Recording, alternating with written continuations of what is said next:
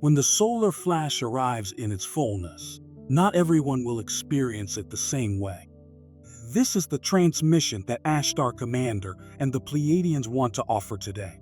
Not as a warning designed to produce fear, not as a division of humanity into the worthy and the unworthy, the saved and the condemned, the spiritually elite and those who have been left behind. They are explicit about this. What they are describing is not a moral judgment. It is not a cosmic selection process that favors some souls over others based on their beliefs or their affiliations or their adherence to any particular tradition. What they are describing is something far more precise and far more practically useful than any of that. They are describing the natural consequence of a high-frequency transmission moving through a population of varied frequency states. The simple, physical reality that the same energy landing on different kinds of ground produces different kinds of effect. Not because the energy plays favorites, but because the ground itself, the specific quality of inner preparation, the specific frequency of the consciousness receiving the transmission, determines what the transmission can do when it arrives. There are two types of souls who will meet the solar flash, and understanding the difference between them, not as an abstract theological category, but as something that can be genuinely felt and honestly assessed in the specific reality of your own specific inner life, is the most practically important thing you can take from this transmission today. Stay with this all the way to the end, because what Ashtar says in the final message about which type you are, and what you can do about it right now, is what this entire transmission has been building toward. Before we describe the two types, something needs to be established about what the solar flash actually is. Because the way it is often discussed as a single dramatic cosmic event, a flash of light that transforms everything in a single overwhelming moment, does not fully capture what the Pleiadians are actually describing. The solar flash, in their understanding, is a transmission, a sustained, accelerating, extraordinarily powerful surge of frequencies from the sun that carries information, specific, intentional, cosmically significant information about the next stage of human consciousness and what it requires and what it makes possible, encoded at levels of reality that the current instruments of human science are only beginning to develop the sensitivity to detect. This transmission does not arrive as a neutral force that affects all recipients equally. It arrives as what might be thought of as an invitation extended at a specific frequency. An invitation that can be received clearly by those whose inner system is tuned to that frequency. And that, in those whose inner system is organized around a significantly different frequency, produces not clarity but disruption, not liberation but destabilization. This is the fundamental distinction between the two types of souls. The first type is the soul that has been genuinely preparing. Let that word genuinely carry its full weight, because the preparation the Pleiadians and Ashtar are describing is not the performance of spiritual seeking. It is not the accumulation of spiritual knowledge, however extensive. It is not membership in any community or adherence to any tradition, however sincere. It is not even the length of time someone has been engaged with the kinds of questions and teachings that transmissions like this one address. It is the quality of actual inner transformation that has occurred. The degree to which the genuine, often unglamorous, often invisible, often socially unrewarded inner work of actually becoming different, more honest, more present, more genuinely compassionate, more aligned between what is privately known and what is publicly expressed, has changed the fundamental frequency at which the system operates. This is the preparation that matters, and it cannot be faked, not to the transmission, not to the solar flash, not to the cosmic process that is assessing not what someone believes about themselves, but what they actually are in the specific, private, observable reality of their inner life. For souls who have done this work, who have been doing it consistently, imperfectly, but genuinely, over a sustained period, The solar flash will be experienced as what the Pleiadians describe as liberation. Not comfortable liberation, necessarily. The removal of perceptual barriers that have been in place for a very long time is not always a gentle process. The veil of forgetting, dissolving more quickly than the ordinary pace of lifetime by lifetime development would produce, can create experiences of disorientation and overwhelm even in those who are well prepared. But liberation in the deepest sense, the arrival of a clarity about the nature of reality and the nature of the self that was always possible, but that the conditions of ordinary human consciousness made inaccessible. The recognition, arriving not as a conclusion, but as direct experience, of what consciousness actually is when it is not filtered through the dense perceptual barriers of fear and separation and forgetting. The sense of coming home, not to a physical place, but to the fuller version of what one actually is. To the awareness and the freedom and the expansiveness of the consciousness that agreed to compress itself into the conditions of this incarnation, for exactly the purposes and the duration that this incarnation required. For souls who have been genuinely preparing, the solar flash will be the moment when that agreement is honored. When the compression becomes the expansion. When what was limited by the conditions of ordinary human consciousness is finally, fully, and irrevocably released. The second type is the soul that has not yet genuinely prepared. Again, not in any moral sense. Not because they are worse people or less worthy beings or less beloved by whatever holds this cosmos together, but because the quality of their inner development, the degree to which the genuine inner work has actually been done, has not yet reached the level that allows the solar flash frequencies to be received and integrated rather than merely experienced as overwhelming disruption.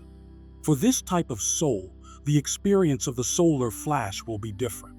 Significantly different, in ways that are important to understand clearly and compassionately. The transmission will arrive. The frequencies will move through the field. The dissolution of the old structures that have organized human consciousness for so long will begin. But for a consciousness that has not built the inner architecture capable of receiving and holding what the transmission carries, the experience will not be clarity. It will be confusion. It will be the disorienting sensation of familiar frameworks losing their solidity without any new frameworks yet available to replace them. It will feel, to the souls experiencing it this way, like the ground is no longer where it was. Like the coordinates by which they navigated the experience of being alive no longer point in reliable directions. Like something essential has changed in the fundamental nature of reality, and they do not yet have the internal resources to understand what has changed or why or what it means. This is not a permanent state. Ashtar is explicit about this, and it is perhaps the most important thing to understand about the two types of souls. The difference between them is not a permanent division. No soul is abandoned by the cosmic process. No one is left permanently behind. The destabilization that the second type experiences is not the end of their journey. It is, in a very real sense, the intensification of it. The beginning of the most significant and most accelerated phase of development they have ever undergone. What they experience as disruption is also, from a higher perspective, activation.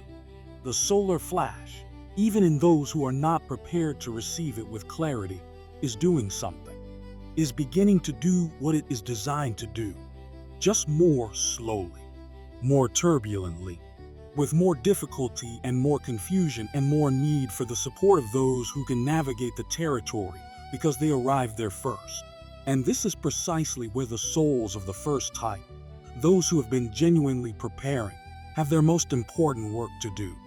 Not the work of judgment, not the work of explaining to the second type that they should have prepared better, not the work of distinguishing themselves from those who are struggling as evidence of their own superior development, but the work of genuine, grounded, patient, compassionate presence. The work of being genuinely present with the confusion and the fear and the disorientation of those around them who are encountering the new frequency without the preparation that would have made the encounter clear. The work of saying, through the quality of their actual presence rather than through any particular words or teachings. This territory is navigable. I have been here. I can walk with you through it. What you are feeling is not the end of anything. It is the beginning of something that, once you are through the initial disorientation, you will recognize as exactly what you have always been moving toward. This is why the Pleiadians and Ashtar are transmitting the description of the two types of souls today. Not to separate humanity into groups that look down on each other, but to describe as clearly and as practically as possible what genuine preparation actually looks like and why it genuinely matters. Because here is the truth that Ashtar wants every soul listening to this transmission to receive directly. The distinction between the two types is not fixed. It is not predetermined. It is not written somewhere in a cosmic record that cannot be altered. It is a description of where a soul currently is on a journey that every soul is making, and where a soul currently is can change. Through genuine inner work, through honest self-examination, through the consistent, daily, often unglamorous practice of actually becoming more of what the solar flash frequencies are calling humanity toward. Which type of soul are you? Ashtar invites you to sit with this question honestly, not with the anxiety of someone who fears they have failed, not with the defensiveness of someone who has decided in advance that they are adequately prepared, but with a genuine, clear-eyed, compassionate curiosity of someone who actually wants to know the truth of where they stand. Here is how to approach that assessment honestly. Look at the quality of your actual daily inner life, not the aspirational version, not the life you describe when someone asks how your spiritual development is going, but the specific, observable reality of what actually happens in your consciousness during an ordinary day. Is the dominant quality of that inner life one of genuine presence and genuine choice? Or is it primarily a sophisticated system for managing, suppressing, and avoiding what you are not yet ready to fully encounter? Are you genuinely honest with yourself? Not in a harsh or punishing way, but in the quiet, clear, unflinching way that actually sees what is there rather than what you wish were there. Is your outer life moving in the direction of what you actually value? Or is the gap between your private truth and your public expression being maintained with increasing effort? These questions have no correct answers to be reported to anyone. They are not a test with a passing grade. They are mirrors. And what they reflect, when looked into honestly, tells you with reasonable accuracy where you currently are in the journey from the second type toward the first. Because every soul is on that journey. The question is not whether, but where. And where you are determines not what is possible for you. Everything is possible for every soul. But how much of the available time before the solar flash reaches its fullness will be used for the preparation that makes the difference? The preparation is achievable. The inner work, while demanding, is not beyond the capacity of any soul who genuinely chooses it. The frequency that the solar flash carries is not so far from the current frequency of genuinely seeking souls that the gap cannot be substantially closed before the threshold arrives. But the work cannot be deferred indefinitely, and the urgency the Pleiadians and Ashtar are transmitting today is not the urgency of fear. It is the urgency of genuine care, of beings who can see the full picture of what is approaching and who want every soul in their field to arrive at that threshold with the maximum possible preparation. Which type of soul are you? The honest answer to that question is the most valuable thing you can walk away from this transmission with, because it tells you, with more precision than any external assessment could, exactly where to focus the work that is still available to be done. Do the work, imperfectly, consistently, with the honest acknowledgement that you are not there yet, and a grounded confidence that you are moving in that direction. That is all the solar flash requires. Not perfection, not completion, but genuine direction, genuine movement, genuine willingness to keep going in the direction of what you actually know to be true about what you are and what you are capable of becoming. There is one more thing Ashtar wants to say before this transmission closes.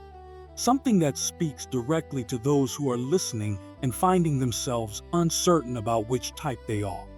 Uncertain in the honest way, not the way that uses uncertainty as a comfortable resting place that avoids the discomfort of genuine self-examination, but the way that actually reflects a genuine not knowing about where they stand. Ashtar says, the very fact that you are asking the question honestly is itself a significant sign. The souls who are most clearly in the second category, those whose preparation is most genuinely insufficient, are, by and large, not asking this question. Not because they are bad people or spiritually inferior beings, but because the quality of inner awareness that generates the question has not yet developed to the degree that the question becomes insistent. The willingness to sit with the honest uncertainty of not knowing which type you are, to stay with that uncertainty without collapsing it into either a reassuring yes or a despairing no, is itself a quality of consciousness that belongs more to the first type than to the second. You may be further along the journey than your self-critical mind is prepared to acknowledge. And even if you are not, even if your honest assessment places you more solidly in the territory of the second type than the first, you now have the most valuable possible gift for whatever time remains before the threshold arrives. You know where you are. And knowing where you are is the only accurate starting point for moving somewhere else. Begin now, with whatever small, genuine, sustainable step is available to you in the specific circumstances of your specific life. Not with a dramatic overhaul that cannot be maintained, but with the quiet, consistent, cumulative direction that over time builds something real. That is all the solar flash requires of you. That you be genuinely moving toward what it carries, not that you have arrived. Take what resonates, leave what does not, and trust yourself, completely and without apology, to know the difference. This content is offered for spiritual reflection, symbolic interpretation, and personal insight only. It is not presented as scientific fact, medical advice, or a prediction of real-world events. The narration in this video is generated using artificial intelligence voice technology. Please use your own discernment and personal judgment when engaging with this material.